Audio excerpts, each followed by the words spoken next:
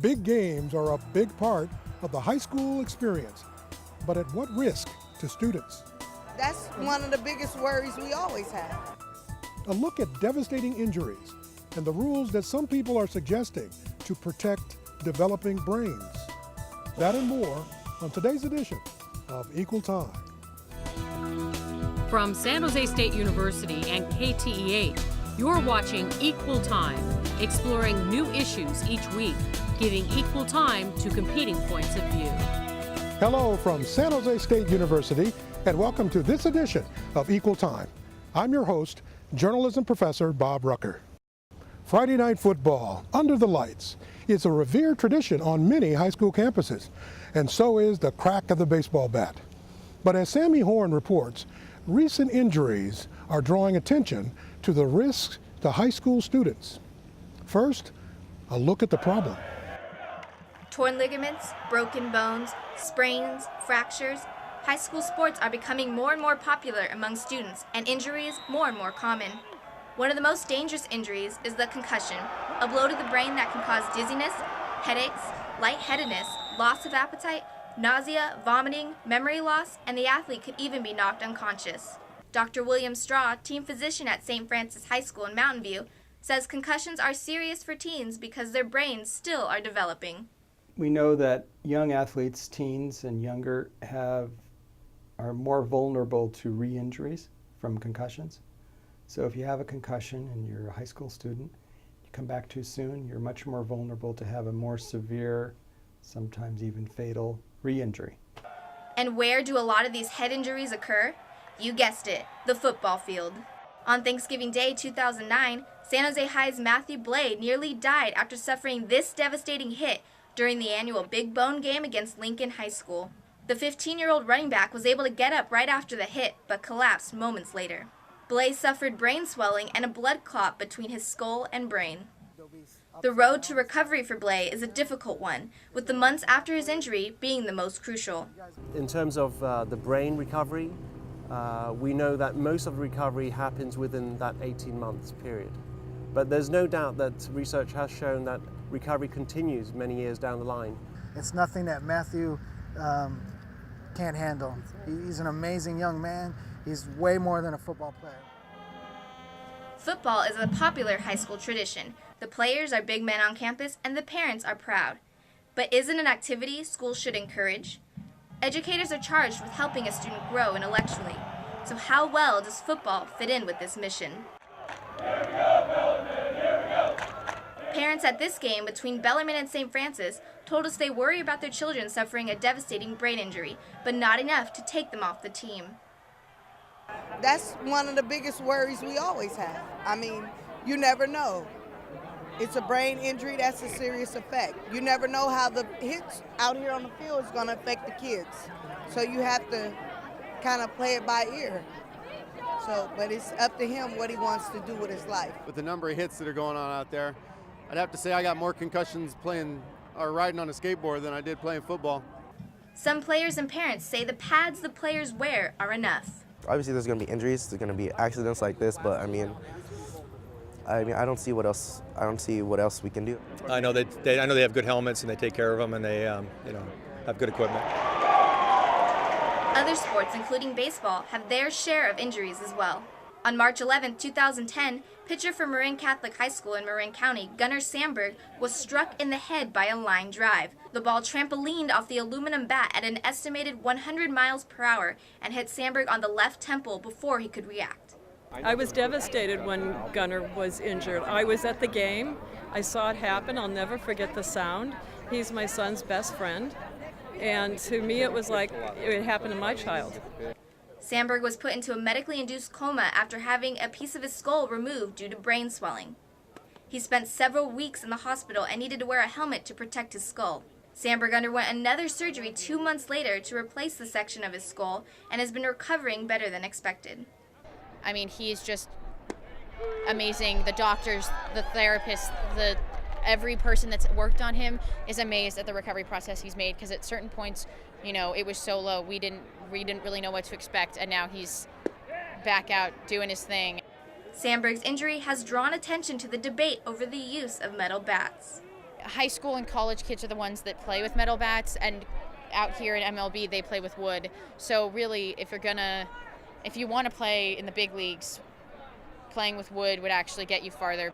Although Sandberg's and Blaze injuries may have been freak accidents, doctors say even minor head trauma is not to be taken lightly. Well, every concussion's bad. It's a brain injury. It's damage to your brain. Some parents feel it's up to the athlete to decide whether or not to play through an injury. Depends on how serious the injury is. If I need to step in, that means he doesn't need to play. But other than that, if he can continue on, he can play. And I think that you should always err on the side of being, on caution there, right? If you think you shouldn't play, you shouldn't play. But getting athletes to admit they are injured in the first place is not always easy. I think you see a lot of players out here that play when they're hurt, sprained ankles, knees, or whatever. They'll go and play. It's kind of a physical game. It's a little bit of, I'd say, macho. Sometimes people ignore head injuries. They think, oh, they just got dinged, they call it. And they have slight headaches, they feel fine, they try to play. That's not a good idea. Some kids, some athletes will hide symptoms from the trainer and the doctor because they don't want to be kept out of a game. And you can understand that, but with head injuries, you only have one brain. For some athletes, missing a game could mean much more. But now, some changes are in the works that will affect high school sports. I mean, anything to help the safety of the players. When we come back, we'll show you the new rules and whether they're expected to be enough. Stay with us.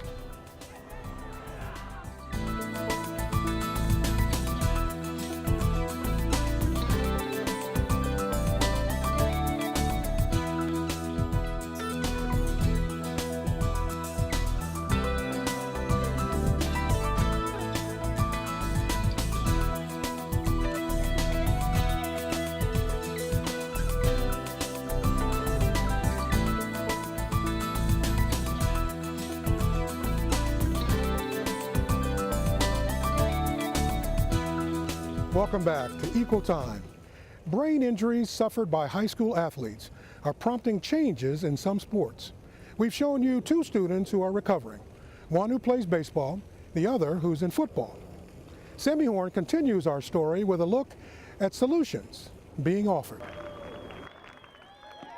Just days after he was released, Sandberg threw out the first pitch at AT&T Park in San Francisco for the Marin Catholic High School Justin Siena game. One big difference in this game, no medal allowed. Got Wood t-shirts were sold and sported around the stadium with the proceeds going to the Sandberg family. And in response to Sandberg's injury, the entire Marin Catholic League voluntarily switched to swinging wooden bats for the rest of the season. Hopefully we all learn from this and go forward and take that knowledge and do something positive with it, not let somebody else get injured. A study done by Kettering University in 2007 says that a ball hit off a metal bat travels 5 miles per hour faster than off a wood bat and reaches a pitcher 0.04 of a second sooner. As far as the barrel is concerned, a wooden bat has a much smaller sweet spot. Others argue that wooden bats can be just as dangerous. They have the ability to shatter, and the cost of replacing wooden bats could add up quick. But most agree, the safer, the better. I mean, anything to help the safety of the players and to just so that, one other family and one other kid doesn't have to go through something like this. And in attempts to make the game safer, changes are being made for high school baseball players. Metal bats are being tested to limit the speed of the ball off the bat. In production, the bats will be broken in to ensure their performance, or the speed the ball travels off the bat and the ball's liveliness, doesn't increase with use. In other words, these new metal bats will act similar to wooden bats in terms of bounce. Others argue that wooden bats can be just as dangerous. They have the ability to shatter, and the cost of replacing wooden bats could add up quick. But most agree, the safer, the better. I mean, anything to help the safety of the players and to just so that, one other family and one other kid doesn't have to go through something like this. Also, they should wear protective headgear. Protective headgear. That's what's being developed here at the Easton Bell Helmet Technology Center in Scotts Valley, 1 year after Sandberg's injury. I was hit by a line drive that was going about 130 miles an hour. And obviously it was pretty traumatic. So I and all of us standing back here don't want this to happen to anyone else. This new helmet was unveiled in March of 2011 to protect pitchers while on the mound. Some hope this new device will become a regular part of the game. This type of product needs to be introduced at the very youngest levels of youth baseball. When kids play and are 6, 7, 8 years old, to get them comfortable with it so that someday it becomes the type of product that they grab in the dugout to put their cap on and their pitcher's protective headgear on, just like they do grab their glove to run out onto the field. I think it all starts just with someone setting an example, and then from there it'll kind of spread out, and so hopefully it'll reach the entire world. Not all players may be for the new addition to their uniform, but Sandberg knows what could happen without any form of head protection. Look at all the accidents that have happened, and I mean, wouldn't you rather wear this than be in the hospital for 2 months? And to anyone around me. As for the comfort level of this 5-ounce helmet, I could wear this going to sleep. Little League Baseball says the helmet still needs to go through field testing before it will mandate the helmet for their league. There is no word yet on if this helmet could one day be used in the majors. I think this is enough for now. I mean, until it's proven otherwise, I think this is definitely suitable. That was Sami Horn reporting. When we come back, we'll sit down with some experts trying to strike a balance between sports and safety for young athletes. Equal Time will be right back.